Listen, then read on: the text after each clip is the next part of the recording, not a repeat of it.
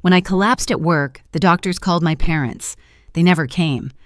3 days later, still hooked to machines, I opened my phone and saw what they'd been doing. Instead, my sister's smiling face tagged me under a photo, "Family Day without the drama." The caption burned more than the IV in my arm. I didn't text. I didn't cry. I just watched the likes climb, wondering when family stopped meaning love and started meaning performance. Then 4 days later, 74 missed calls appeared on my screen, and one message from Dad, "We need you." That's when everything changed, just not the way they expected. I used to believe exhaustion was just part of being dependable. At Green Tech, deadlines were tight projects, endless, and somehow I was always the one who stayed late, the one who made things happen. My coworkers said I had the kind of discipline that scared them. They didn't know it wasn't drive, it was survival. Because every hour I worked wasn't just for me. It was for the people waiting at home to be rescued again. My dad, Robert, had been out of work since the housing crash. He called it temporary, but 7 years felt permanent. My mom, Elena, said he just needed time, but what he really needed was someone else's paycheck. Mine. My sister Marissa, our family's influencer, was always launching something new.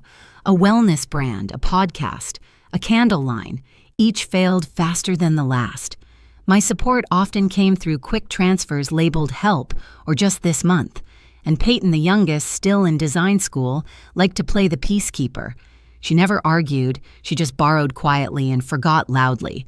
From the outside, we looked perfect. A smiling family in holiday photos, all matching sweaters and fake laughter. Online, Marissa called us the Miller's proof that love is everything. She posted that right after I'd paid Mom's car insurance and covered the mortgage's late fee. Love apparently had a balance due. Grandpa Joe was the only one who ever saw through it.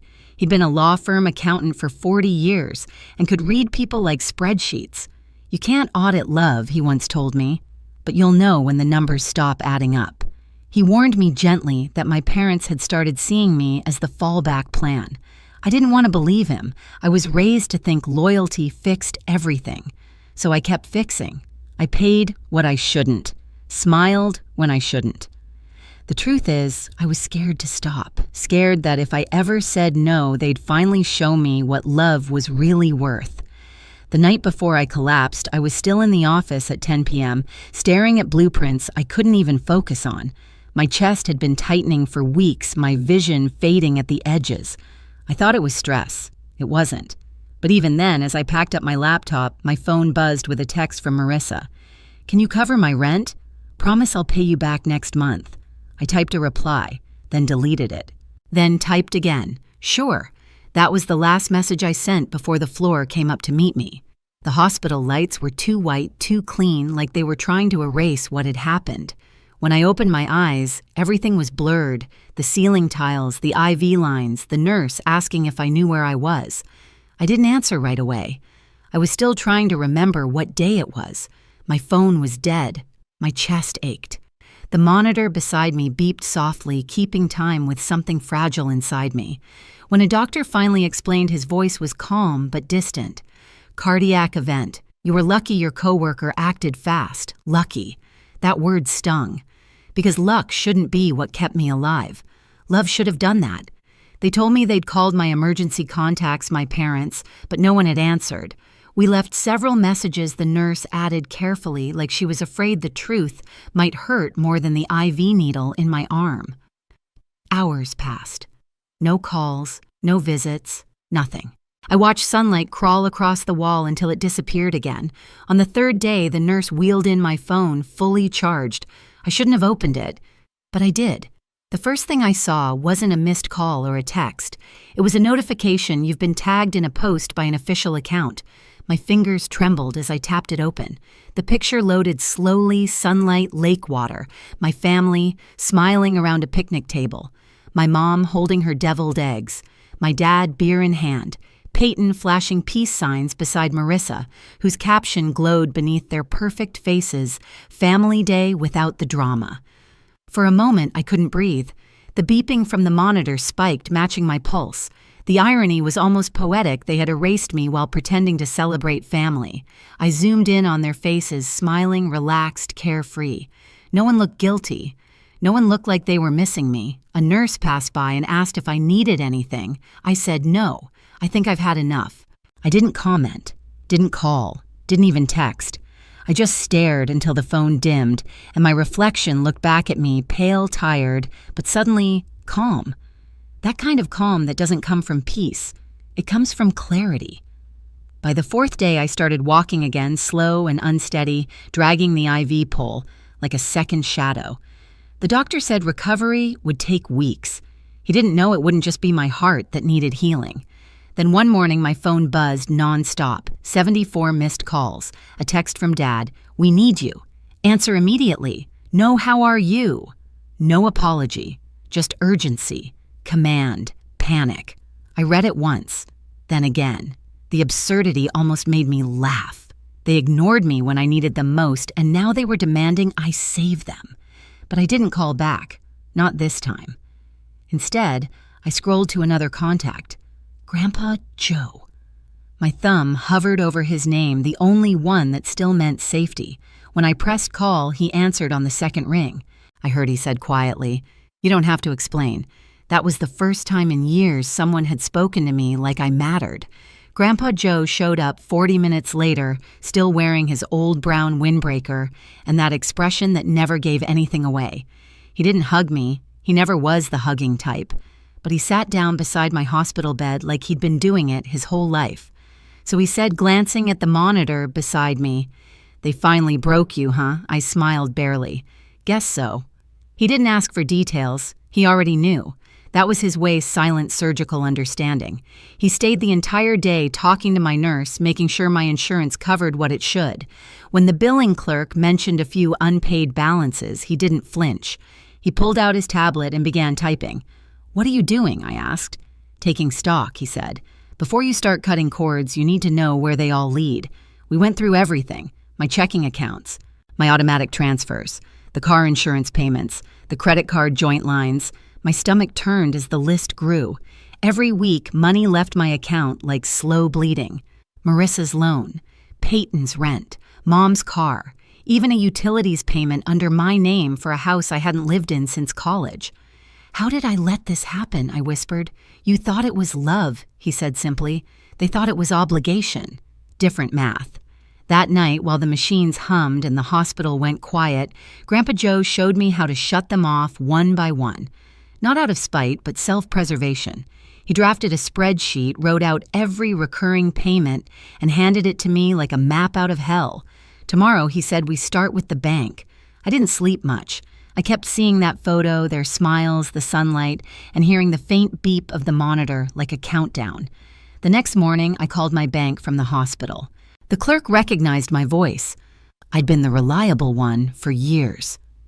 By noon, the auto transfers were gone. Marissa's account canceled. Peyton's rent deposit stopped. Mom's insurance removed. Each click felt like breathing again. By evening, the phone started buzzing. First text from Mom. "We just heard what happened. Why didn't you tell us?" Then Peyton. "Can we talk? It's all a misunderstanding." I ignored them all. Grandpa Joe sat beside me, reading the paper, pretending not to watch. "You feel guilty yet?" he asked finally. "Yeah," I admitted. "A little. That'll pass," he said, folding the newspaper. "Guilt's the tax good people pay before freedom." The next day I left the hospital. Grandpa Joe drove me home. My apartment felt smaller than I remembered, like the walls were listening. I silenced my phone, unplugged it, and stared out the window for a long time. Then a vibration. Another message from Dad. "This is serious. Call me now. Everything is falling apart." I almost felt sorry for him. Almost. They'd mistaken my silence for surrender.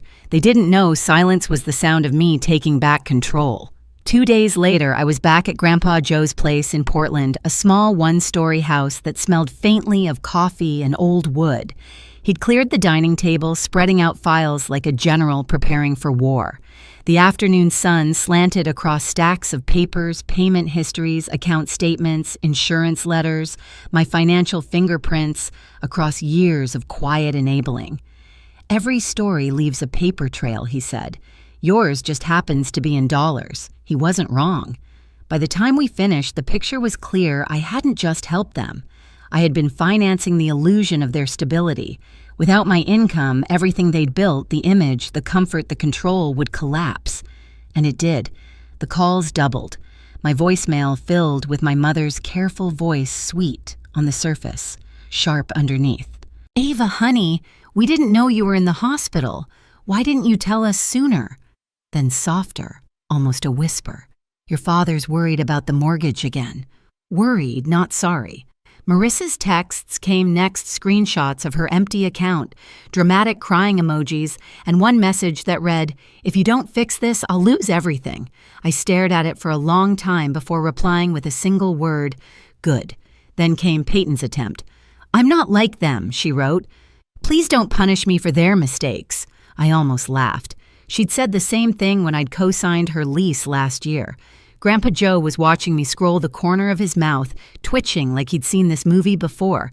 "They're not calling because they care," he said. "They're calling because they're cornered." He was right again. The next morning, a car idled outside my apartment building. Robert Miller, my father, sitting in the driver's seat, staring up at my window. He didn't text. He didn't come up. Just waited, like a debt collector, waiting for confession. I didn't go down.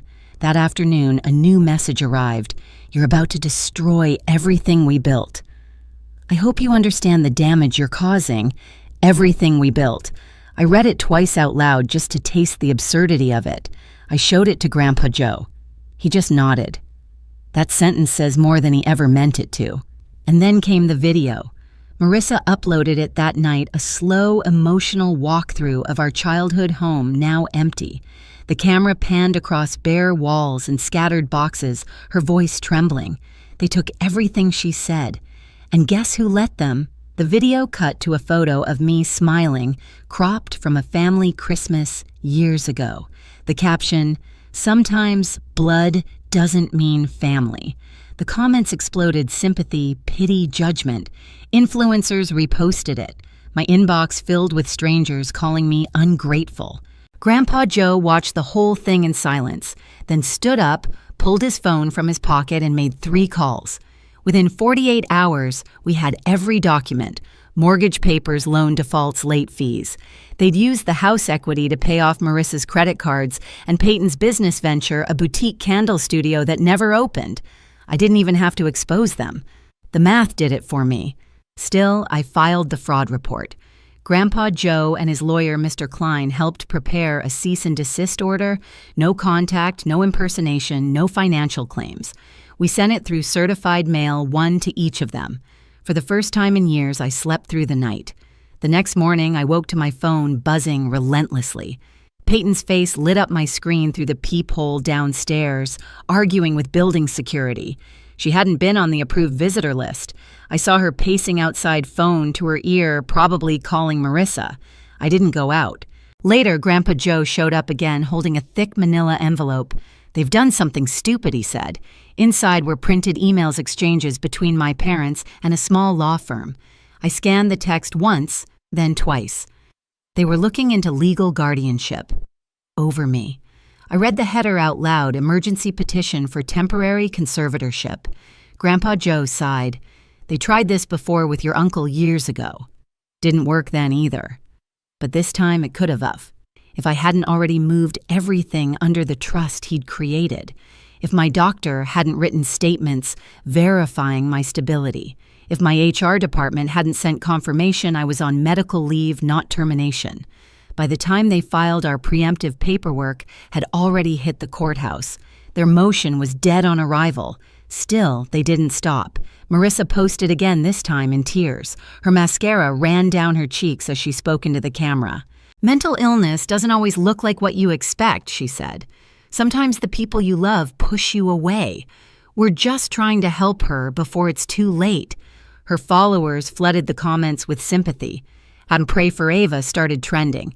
But social media has a short memory and an even shorter fuse. Someone found her old family day without the drama post and stitched it beside her crying video.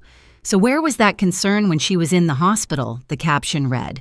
The tide turned overnight. Screenshots surfaced Marissa's brand deals, her sponsored posts during the week I was hospitalized, her tweets mocking toxic siblings. Peyton's Etsy page was bombarded with comments. My father's brokerage clients pulled out.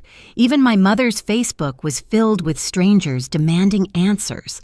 By Friday, the family's online empire had collapsed faster than their finances. Grandpa Joe handed me his coffee mug.